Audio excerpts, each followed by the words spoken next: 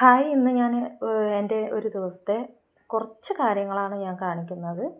ഒരു ദിവസത്തെ പുറത്തുള്ളതും വീട്ടിലുള്ളതുമായിട്ടുള്ള കുറച്ച് കാര്യങ്ങൾ. ഇന്ന് ആദ്യം തന്നെ ഞങ്ങൾ വണ്ടിയിൽ യാത്ര തുടങ്ങുന്നത് എൻ്റെ മോൻ്റെ കാലിന് വയ്യ. 3-4 ദിവസമായി തുടങ്ങിയിട്ട്. അവൻ കാലും വെച്ചിട്ട് കുറേ ആയി ഇങ്ങനെ പോകണു. അപ്പോൾ ഒന്ന് ഹോസ്പിറ്റലിലേക്കാണ് പോണത്. അപ്പോൾ പോയിട്ട് അവിടെ എന്താണെന്നുള്ളത് അറിയില്ല. ഇപ്പോൾ പരീക്ഷയൊക്കെ വരുന്നത്. പരീക്ഷൻ്റെ ആ ഒരു തിരക്കിൽ ഈ കാലിന് വയ്യാണ്ടായ ബുദ്ധിമുട്ടല്ലേ പറഞ്ഞിട്ടാണ് ഞങ്ങൾ പോകാൻ തീരുമാനിച്ചത്. ആൾ ബാക്കിൽ ഇരിക്കുന്നുണ്ട്. പക്ഷേ വീഡിയോയ്ക്ക് ഇത്തിരി ഒന്ന് ഷൈ ടൈപ്പാണ്. വീഡിയോയിലൊന്നും കാണിക്കാൻ പറ്റില്ല. ഞാൻ വീഡിയോ എടുക്കാൻ നിൽക്കുമ്പോഴും അവൻ്റെ ഒരു കൈ കൊണ്ട് മറിച്ചിട്ടൊക്കെയാണ് അവൻ സംസാരിക്കുക. അത് കഴിഞ്ഞിട്ട് ഹോസ്പിറ്റലിലുള്ള വീഡിയോസൊന്നും ഞാൻ എടുത്തില്ല. നേരെ അവിടെ പോയി കാലിൽ ഒരു ബാൻഡേജ് കെട്ടി.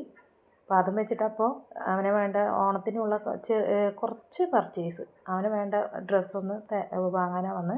അവിടെ എൻ്റെ ചേച്ചീനെ കണ്ടു.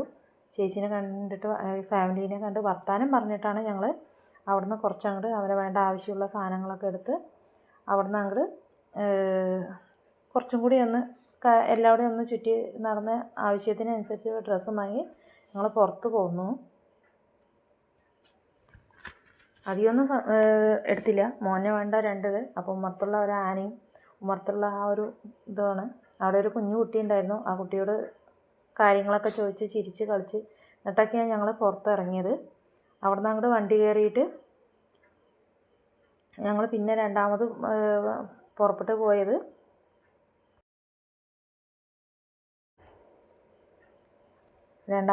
പോകാൻ തീരുമാനിച്ചിരിക്കുന്ന അവനെ വിശപ്പ് തട്ടാനായി. അതിൻ്റെ ഒരു ചെറിയൊരു ബുദ്ധിമുട്ടുണ്ട് അവന്. കാരണം കാലും വെച്ചിട്ട് കുറേ നേരമായി വണ്ടിയിലിരിക്കുന്നു.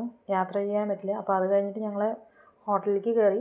റെസ്റ്റോറൻറ്റിൽ കയറിയിട്ട് വീഡിയോ എടുക്കണ്ടെന്നാണ് അവൻ പറയണത്. പക്ഷേ പ്ലേറ്റ് കിട്ടി. സാധനം വരാത്തതിൻ്റെ ആ ഒരു ദേഷ്യത്തിലും കൂടിയിട്ടാണ് ആൾ കുറച്ചുള്ളത്.